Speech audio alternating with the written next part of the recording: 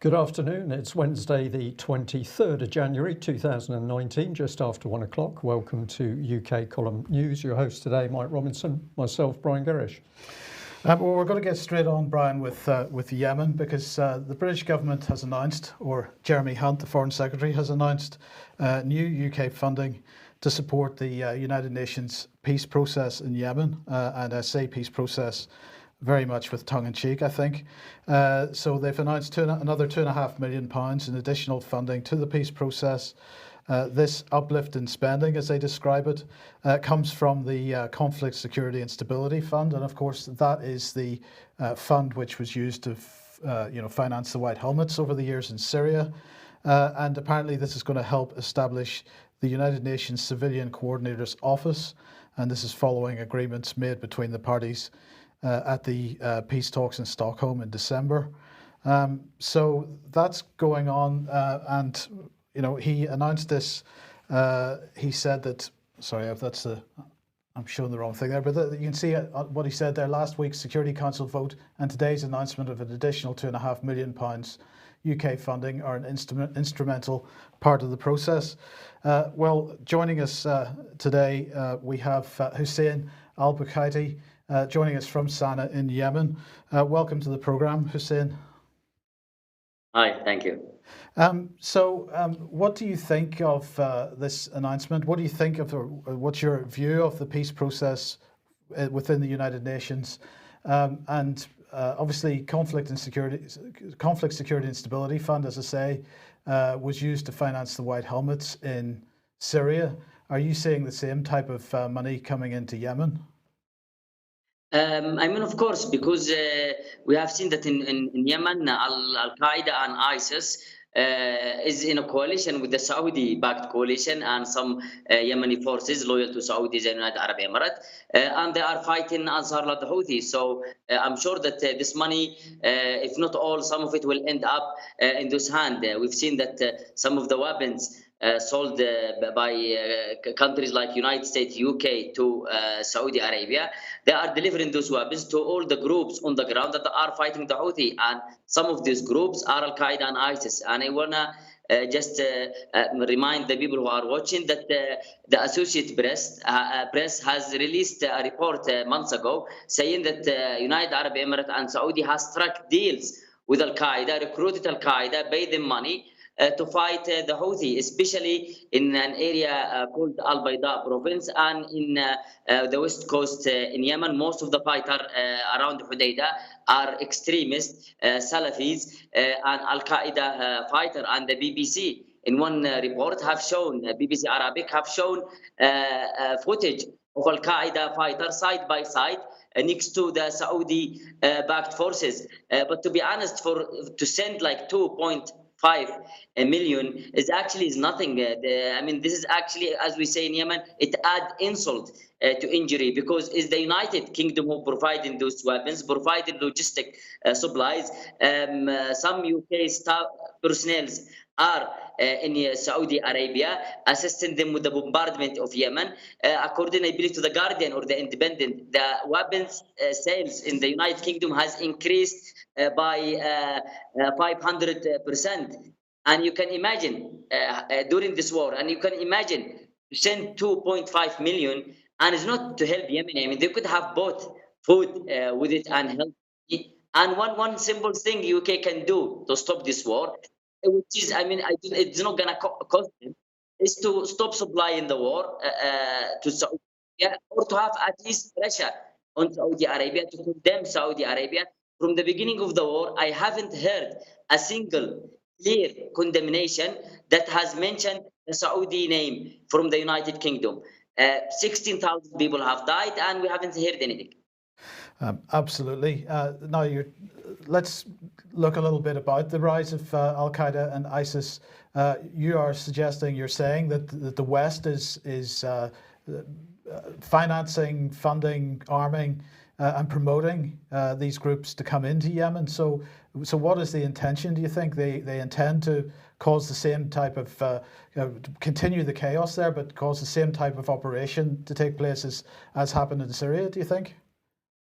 Yeah, I mean, this is exactly that has been happening in the course of all intervention, outside intervention in Afghanistan, in Iraq, in Syria, in Libya, and now in Yemen. What the United States and UK and some Western country like France, they always want to make a new hub for Al Qaeda because a lot of those fighters are foreigners. Some of them came from the United States, from UK and France, so they don't want them to go back to their country. They started Afghanistan, and then after that they took them to Iraq and then to Syria. I mean, there was no Al Qaeda in Iraq or ISIS. There was no Al Qaeda or ISIS or even extremists in Syria. The same thing in Libya, and now is Yemen. And I believe that Egypt, it could follow. And to be honest with you, it's really clear that United States and UK is back in Saudi and they are back in Al Qaeda because there are 4 officials in Hadi government, which is based in Saudi Arabia, who are in the US Treasury list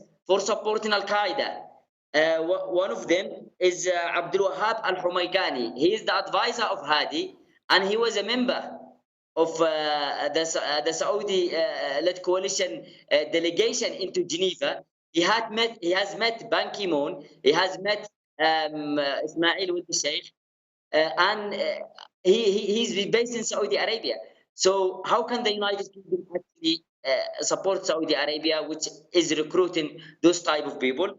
And hold on 1 second. Let me just run through these here because we have a few graphics here to show this. Because this is you've sent me this through this morning. This is the U.S. Department of Treasury press center.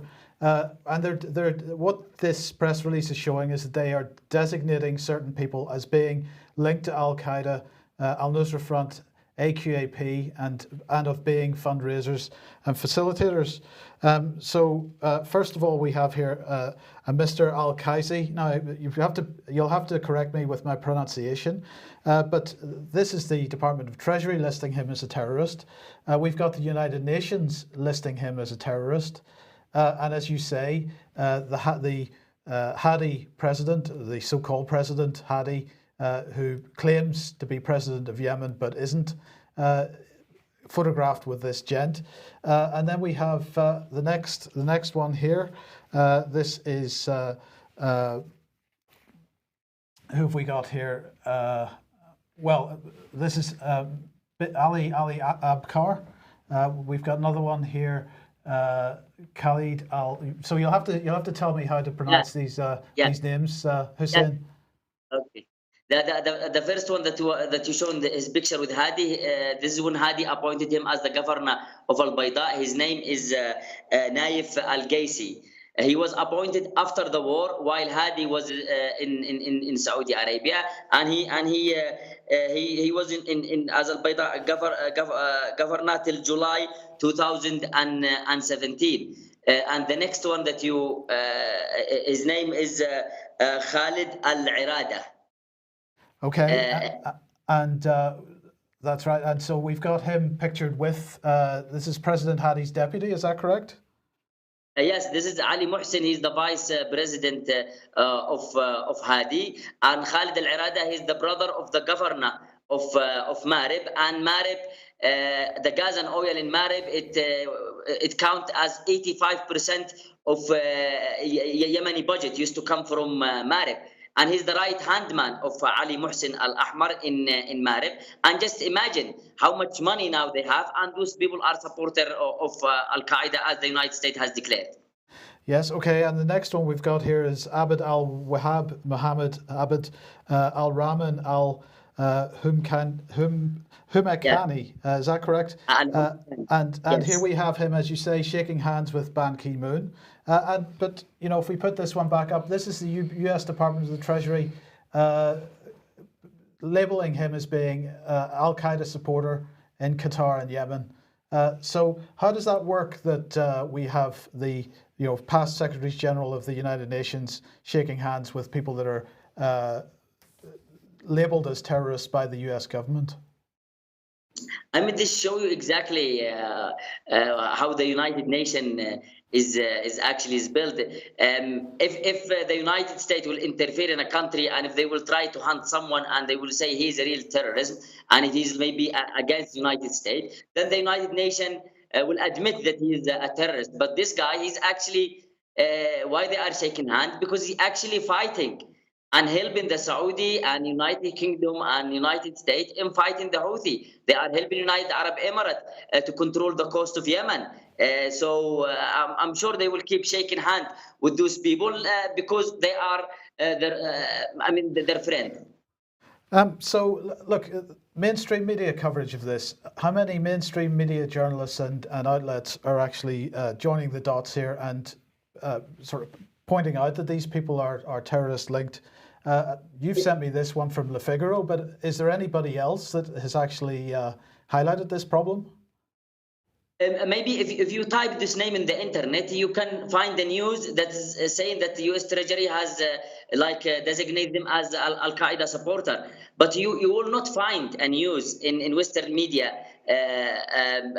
like saying what position those people are doing, where are they now, with who they are working, against whom they are fighting. And this is the news that actually the mainstream media keep it away from the people in Western country. Okay, look, Hussain, thank you very much for joining us today. We'll move on at this point, but just before you go, how do you see the future? What needs to happen at this point to get this war stopped?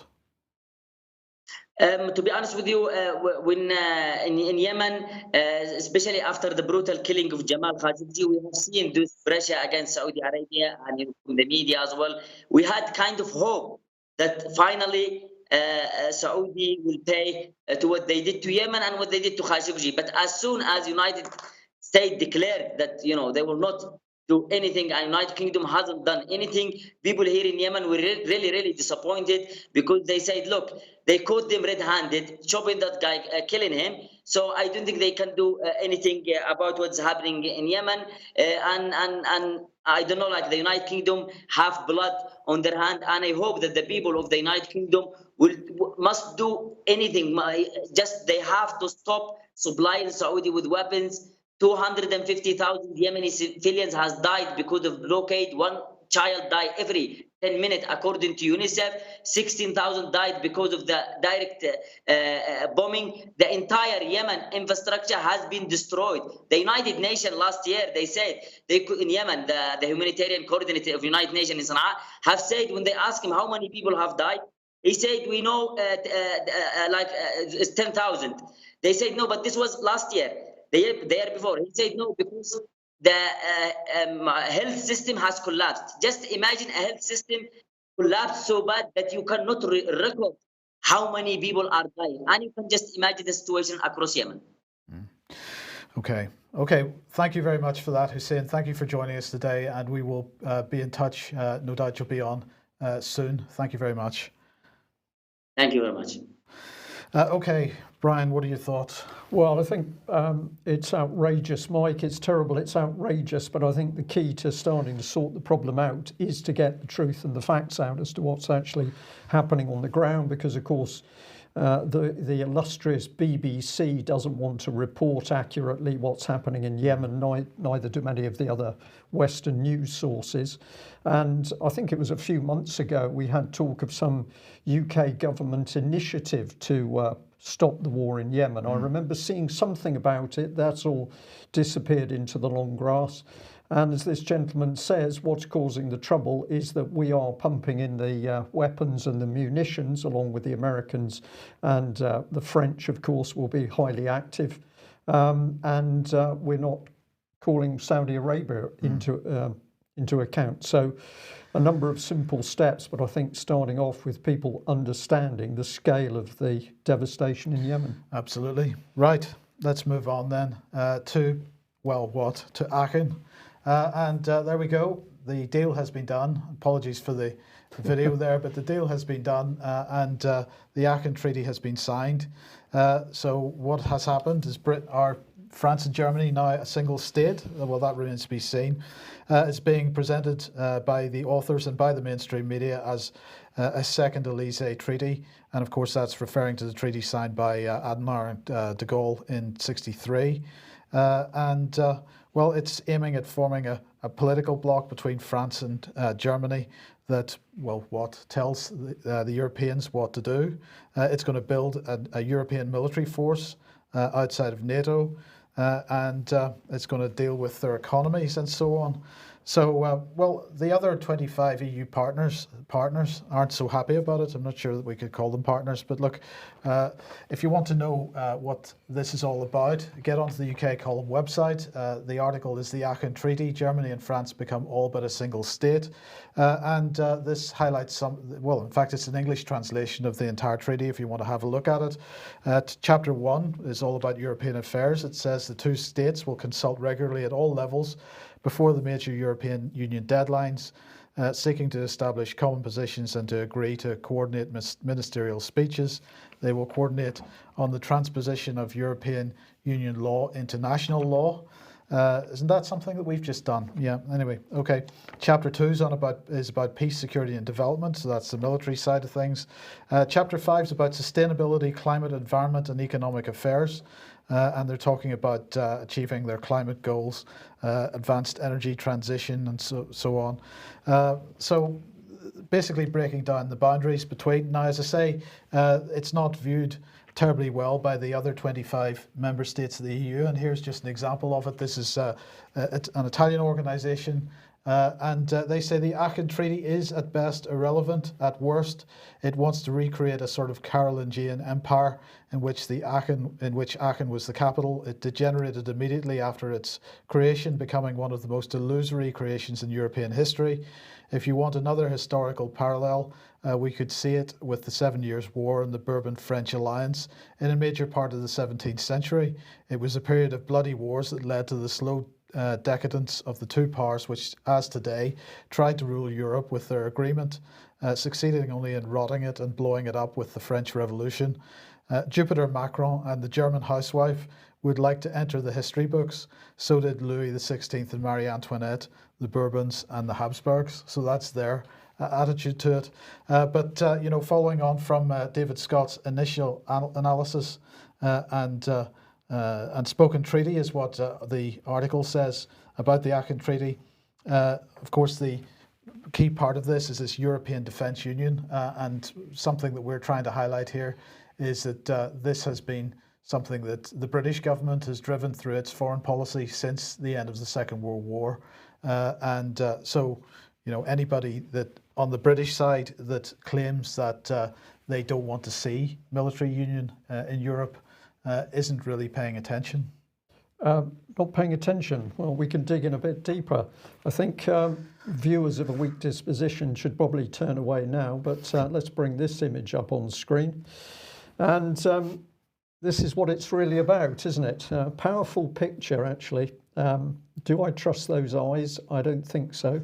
But we have now finally got some newspapers beginning to talk about EU military unification. We don't often blow our trumpet for what the UK column has achieved, but I think that the reporting and the analysis by the UK column is now starting to bear fruits, because we are seeing this subject coming into discussion in the so-called mainstream press. So we've got the Telegraph here. Of course, notice that it's still called the European Army, and notice the word fantasy that's put next to it. But nevertheless, the Telegraph's been forced to report something on this. We've got something else with the Express here. Emmanuel Macron confirms EU army plans. Europe new shield against the world. Are we in a state, Mike, where if we live in Europe, we're terrified of every other part of the world that's outside of Europe? It appears to be what's happening here. Significantly, they said that Merkel was booed as she made calls for a European army. We're going to check on what she actually said, because we know from previous speeches that when the word military has been used, or even defence, this has been translated as European army. And of course, it isn't an army, it's full military unification. So we will check on this. And we're going to say that the UK column has led on this vital subject. We lose Britain's military into the European Union. Even if Brexit was declared, we still leave our military behind. So you can see on the UK column website here If we just pop that down, Mike. sorry. We've got a wealth of information, including Mike's EU military unification timeline, which is there on the right of your screen. But apparently this organisation says it's all complete nonsense. This is full fact. We've commented on this organisation before, but here's their latest effort: the hunt for an EU army. Claim there are plans for an EU army. Conclusion: EU member countries work together on military matters, but the EU doesn't have its own military capabilities. At least a few European politicians do support the creation of an EU army, but that would need unanimous approval. This is the most I'm running out of words for it. Let's just follow a bit more through.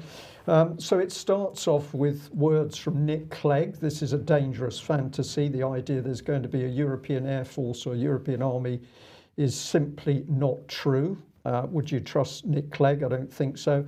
We've got a UKIP one. The EU has a long record of creating institutions through the back door, and the creation of an EU army will be no different. So it's interesting that they have these quotes. But where have they gone? The EU doesn't currently have an army. It does encourage military cooperation between member countries, which already run joint operations under an EU banner.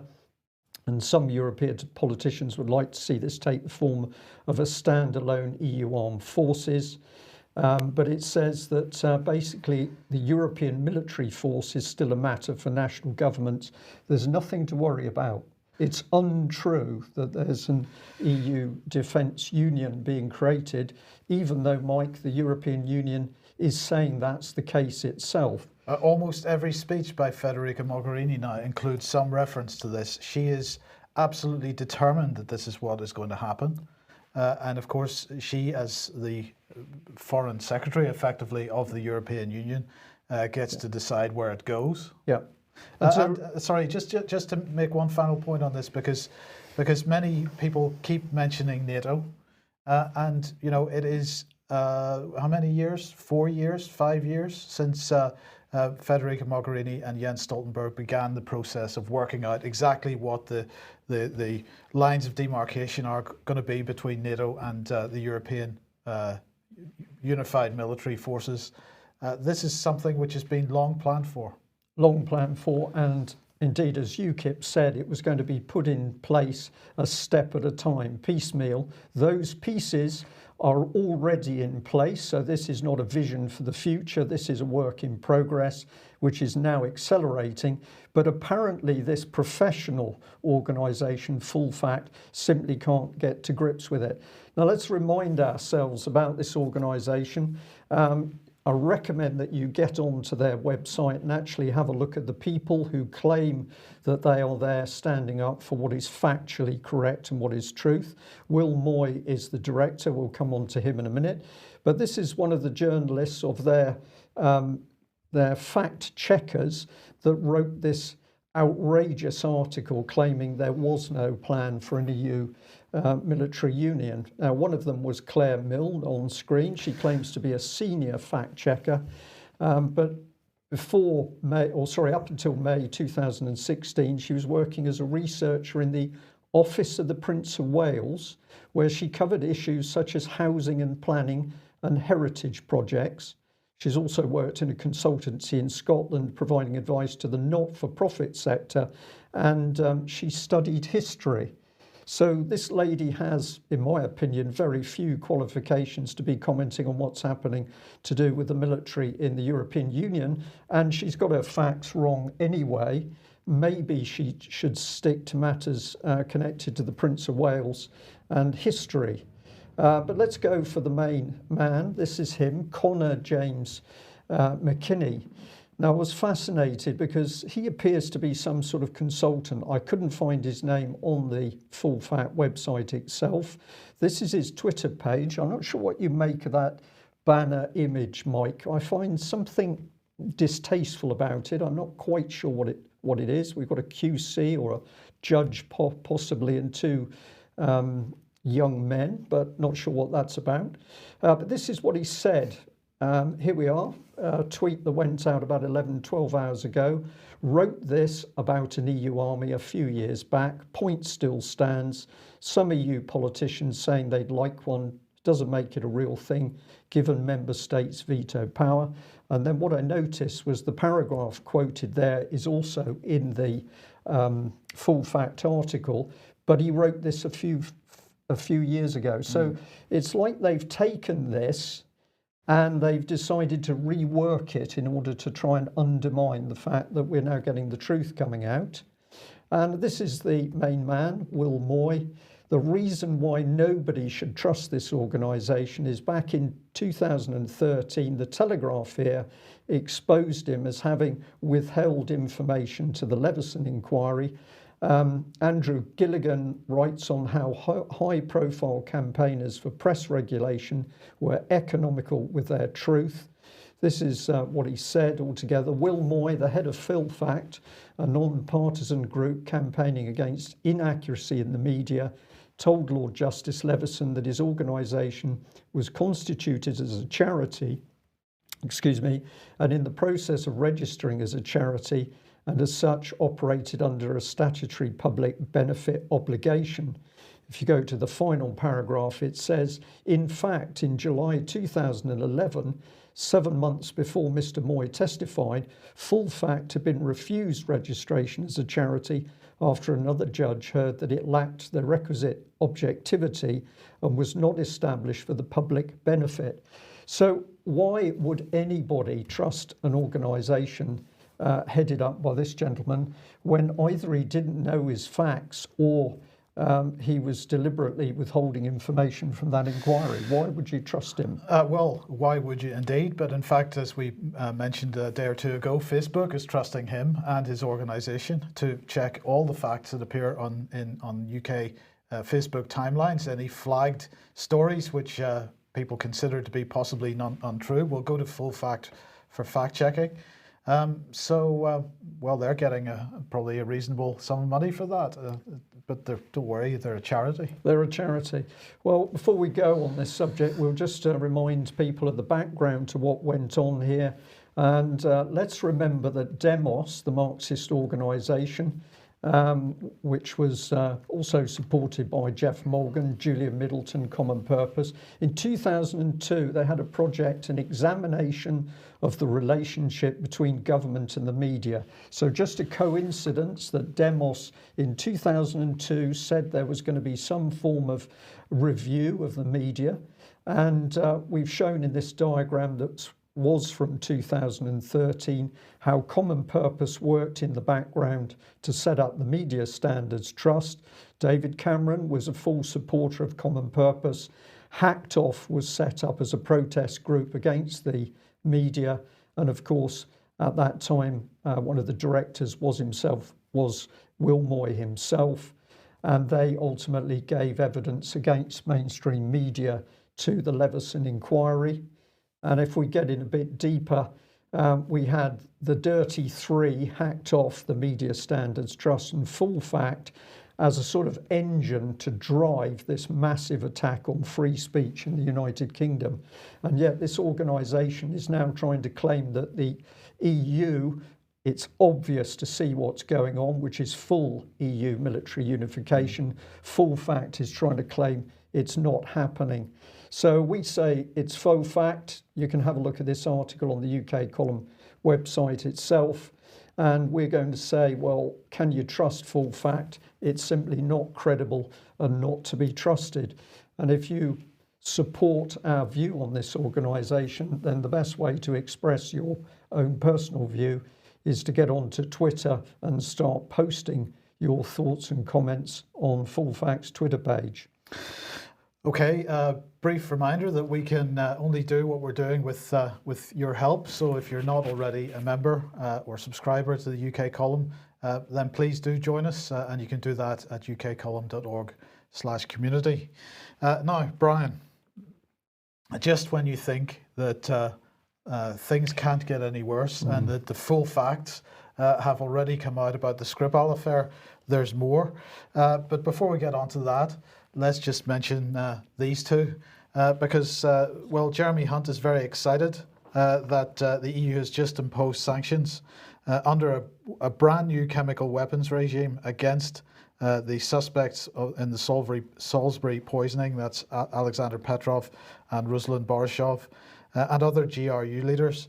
This is apparently the result of hard work between UK and EU, and it sends a clear message that the world condemns chemical weapons use wherever it occurs. I found it interesting that Jeremy Hunt had scuttled off to the European Union to impose sanctions within a few weeks of us apparently leaving the European Union. Surprised we're not applying our own sanctions. But anyway, here he was looking very excited about the whole thing. He said, I think we've had a very important day in terms of our desire to make the use of chemical weapons internationally a taboo. So it's not going to be illegal, it's just a taboo. Well, and of course they're proving very useful for the French government in the yellow vest troubles, aren't they? Well, yes. The announcement of the extension of EU sanctions to 5 Syrian individuals involved in their use in Syria, but is very significantly for the UK, the extension of the sanctions regime to 4 individuals in the GRU. That's the intelligence arm of the Russian armed forces, including the head and the deputy head of the GRU. Theresa May said we're going to go after the GRU to stop their malign activities and the use of chemical weapons in Salisbury. So there you go, that's what he had to say.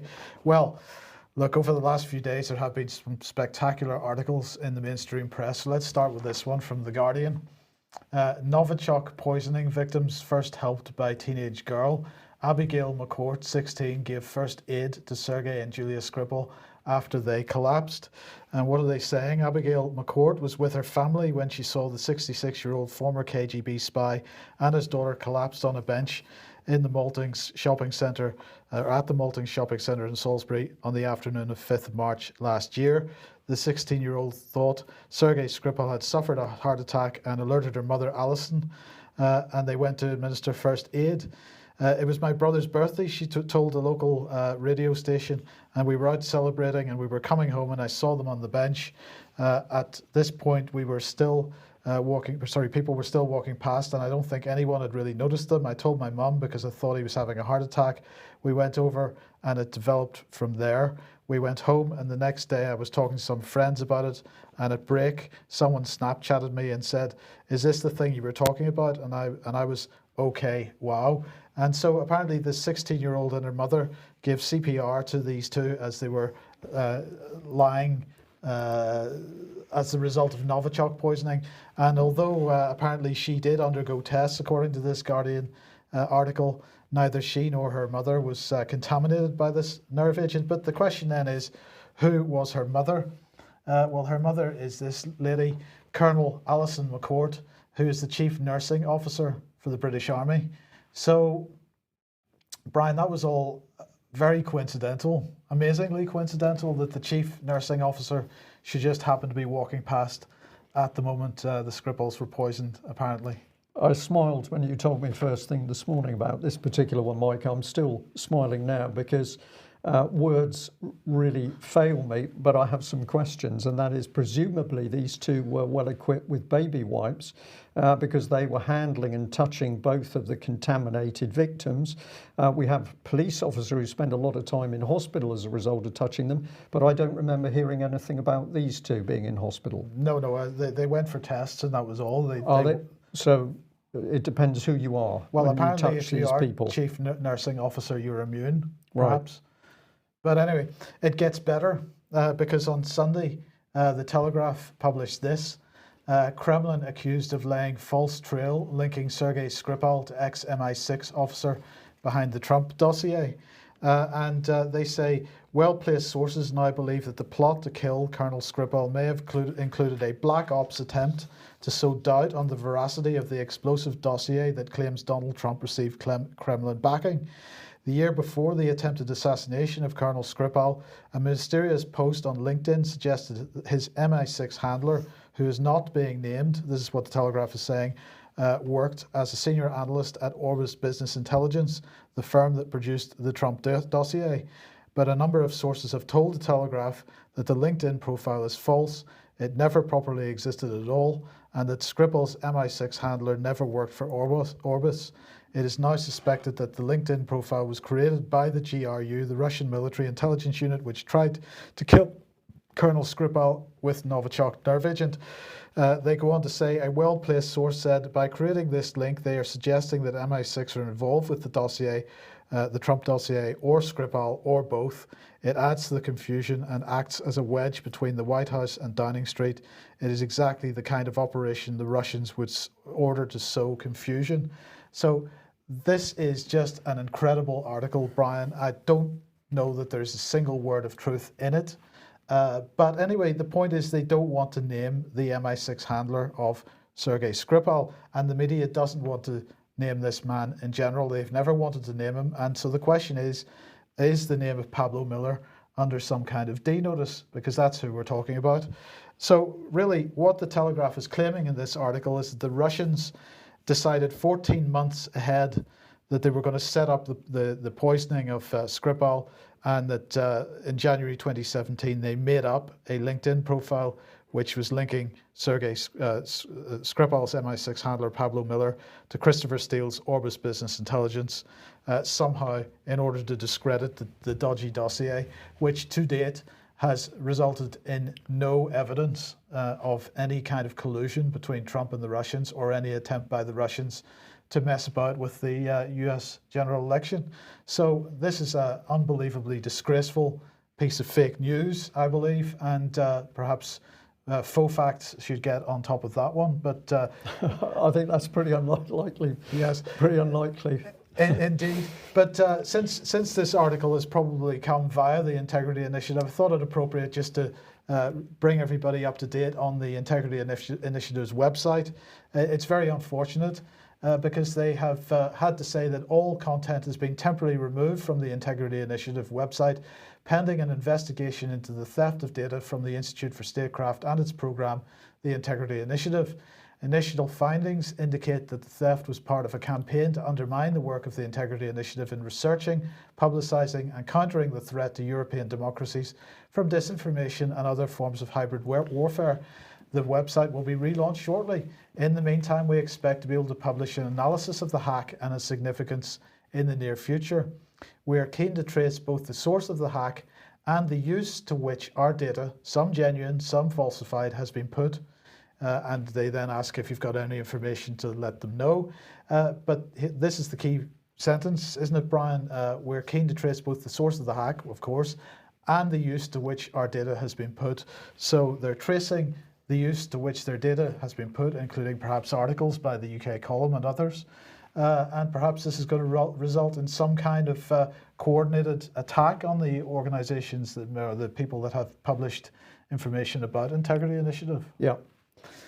Well, we've certainly been hearing that this is a possibility.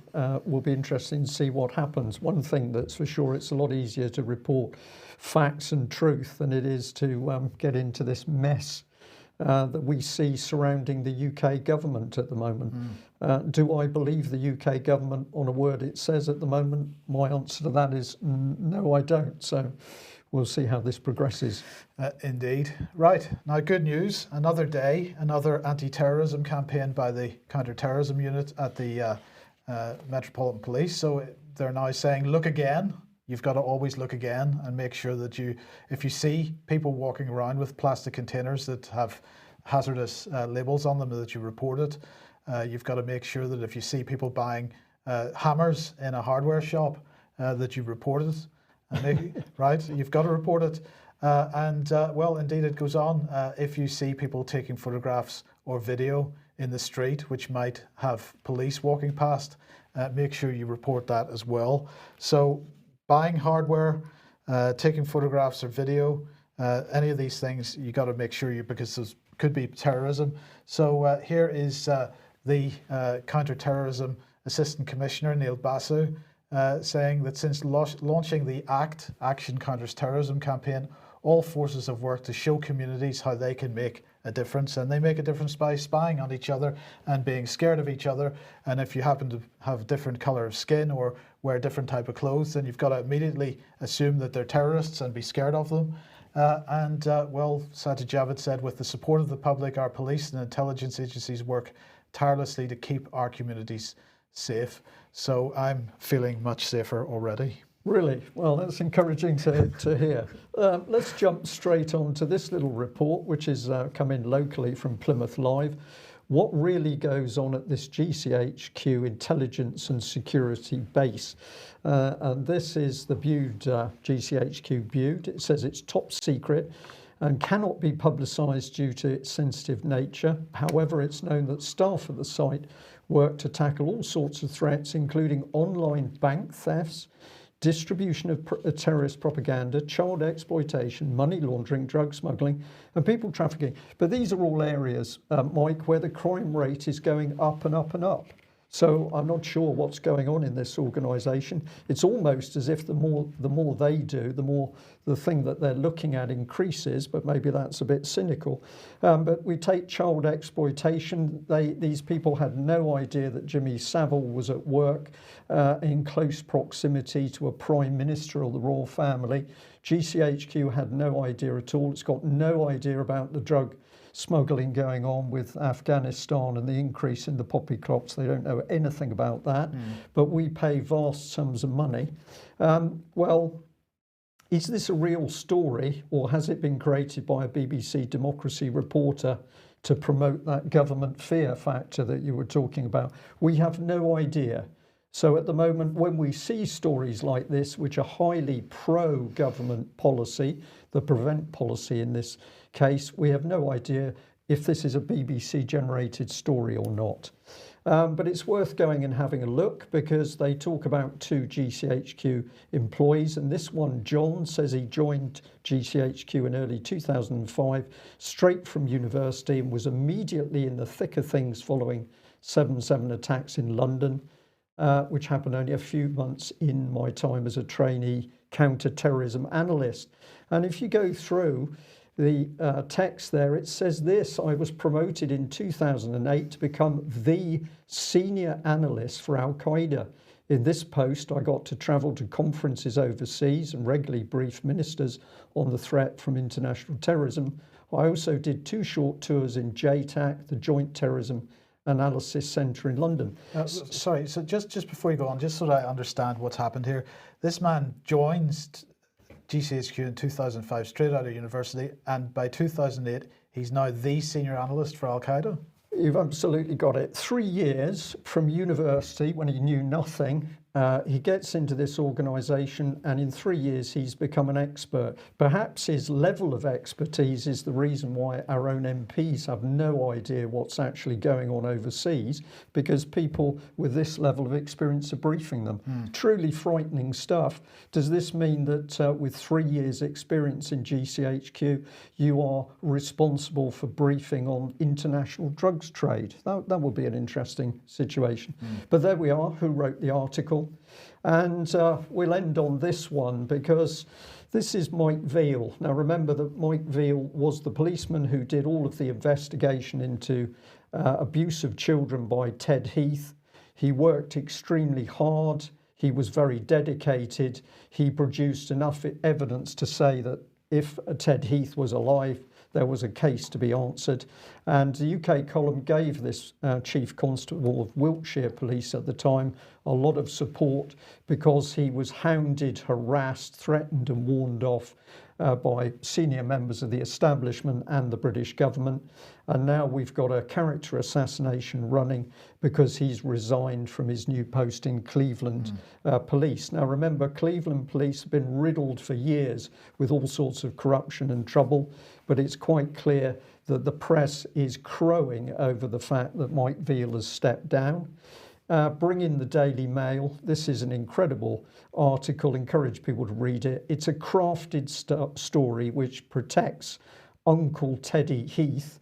And if you'd like to know the significance of Uncle Teddy, that's what the older children called Ted Heath when they were servicing him.